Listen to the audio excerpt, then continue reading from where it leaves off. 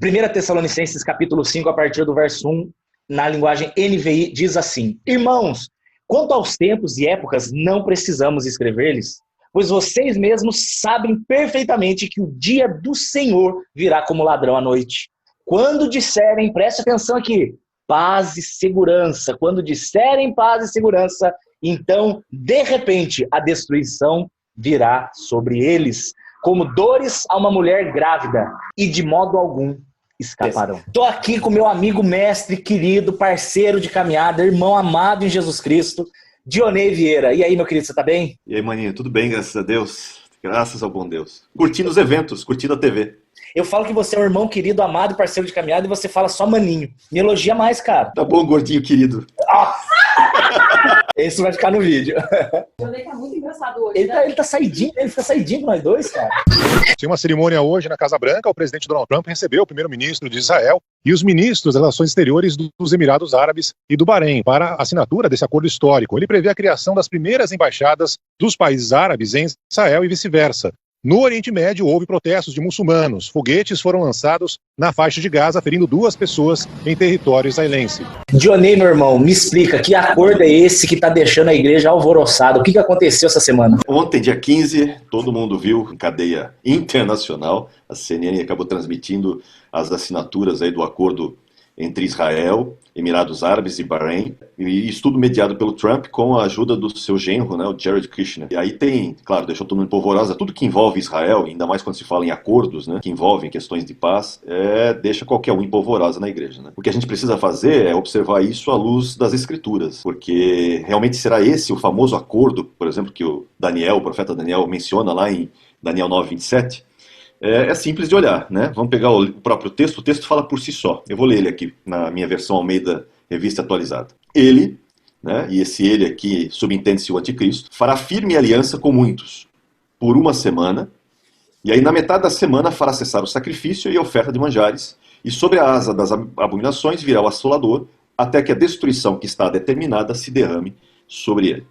Bem, nessa primeira parte, quando fala sobre firme aliança com muitos, só que a gente já tem um grande problema em relação ao que aconteceu ontem, né? Primeiro, não é uma aliança firme, né? Ela ainda não está sedimentada com essa firmeza toda que se imagina. Tanto que ela foi meio que feita às pressas, quando você vê os detalhes da assinatura, tudo. Em alguns momentos parece que nem as pessoas que estão envolvidas no acordo sabiam daquelas falas que o Trump ia falar sobre o determinado acordo. Então, não é um firme acordo com muitos ainda, né? E segundo, esse muitos que o texto refere-se é muito mais do que 2. Ontem foram somente 2 países, sendo que um deles nada mais é do que uma ilha. É o menor país islâmico do mundo. Então, Dionei, meu amigo querido, peraí, que eu quero entender um negócio aqui. Você está me dizendo que houve um acordo entre Israel e Emirados Árabes, onde Donald Trump, presidente dos Estados Unidos, intermediou esse acordo de paz, e muita gente, muitos crentes ou conhecedores da palavra estão ficando, como você mesmo disse, em polvorosa, juntando esse acontecimento como sendo o acontecimento previsto ou profetizado pelo profeta Daniel no capítulo 9 do acordo do anticristo com muitos durante uma semana. De acordo com a sua visão, então, esse acordo ele é significativo, mas não é o acordo de Daniel, correto? Exatamente, eles não estão, e volto a repetir, né? São aqueles 3 pontos que no início mesmo do versículo 27 de Daniel 9 já deixa claro. Primeiro, fala de firme aliança, né? Essa aliança não é firme, não há uma firmeza, porque no hebraico ali fala de uma questão de uma aliança poderosa. Ainda não vemos elementos dessa aliança poderosa, né? Na verdade, ela parece muito frágil. Você vê uma série de movimentos contra ela. Inclusive, ontem, depois que foi assinado essa aliança de paz entre Israel, Emirados Árabes e Bahrein, o Hamas começou a soltar foguetes em cima de Israel, né? Então, se fosse uma aliança realmente poderosa, você teria... Não teria retaliação. Não teria uma retaliação desse nível, né? Segundo ponto é que o texto fala que é uma aliança com muitos. Só que a aliança foi com Emirados Árabes e uma ilha, né? Porque Bahrein é uma ilhazinha minúscula, é o menor país islâmico do mundo. Então, o significado não é grandioso. Pode até ser que no futuro seja com muitos, mas no momento não. E o terceiro ponto é que essa aliança é por 1 semana. E aquela questão de semana ali fala de 7 dias, né? Semana de 7 dias, que evoca 7 anos. E não se fala num período de 7 anos para esse tipo de aliança. Na verdade, não foi descrito nada sobre isso, e alguns pontos, inclusive, do acordo ainda estão meio que nebulosos, para dizer o mínimo, né? Então não tem como você dizer o que aconteceu dia 15 é diretamente relacionado à profecia de Daniel 9:27. Pelo menos não agora. Talvez, quem sabe, no futuro, mas agora não. Gente, só para ficar bem claro e bem ilustrado na cabeça de vocês que estão assistindo a gente, o capítulo 9 de Daniel, essa semana de Daniel que a gente está falando, ela é o cumprimento de um período de 490 anos, que é conhecido como as 70 semanas de Daniel. Tá?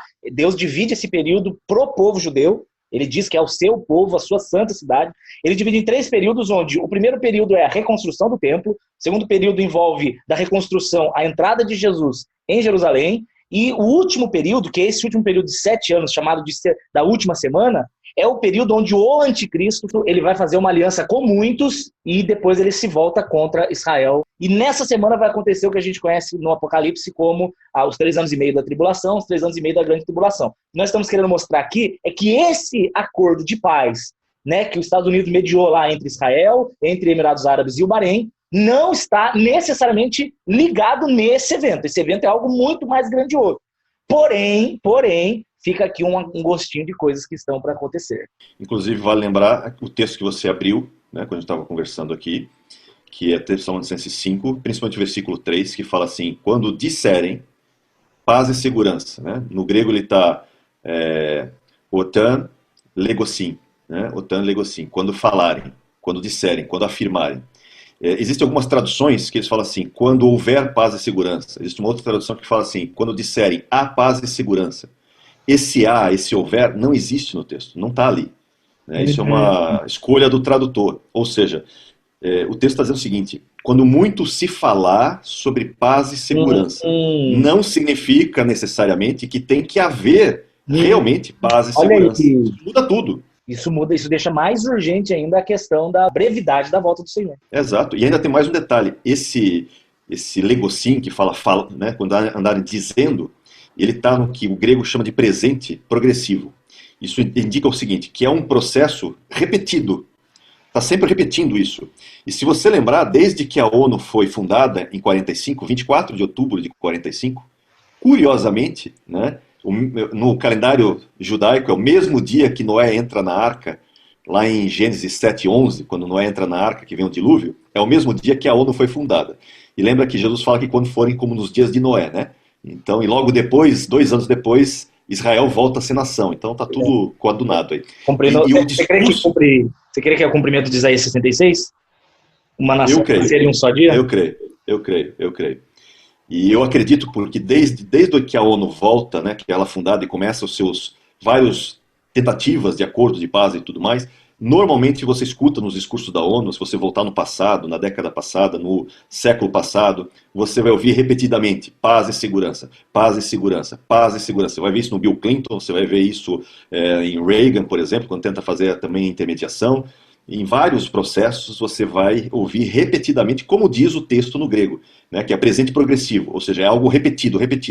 E é o que a gente vê hoje. Fala-se novamente, paz e segurança. Ou seja, o que a gente está vivenciando desde que Israel volta a ser nação, nessas várias tentativas de paz no Oriente Médio, repetidamente fala paz e segurança e evoca que a qualquer momento, realmente, né, pode não ser agora, por causa dessa questão do acordo, que ainda tem muito mais por vir pela frente, mas em breve isso vai se cumprir. E em breve, como o texto diz, virá sobre eles repentinamente a destruição.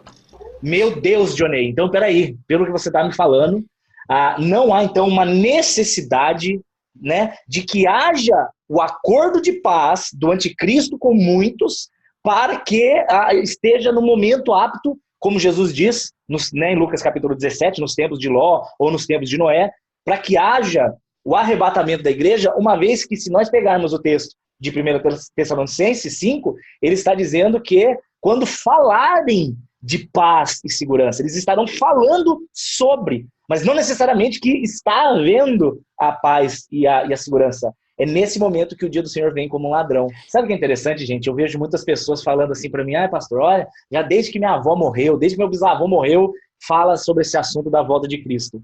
2 Pedro capítulo 3, Pedro diz assim que, sabendo primeiramente isso, que nos últimos dias virão zombadores, andando segundo as suas próprias vontades, dizendo, aqui num tom de provocação, onde está a promessa da sua vinda? Desde que os pais dormiram, todas as coisas permanecem como desde o princípio. Gente, você sabe por que Deus está gritando tanto? Sabe por que Deus ele avisa tanto?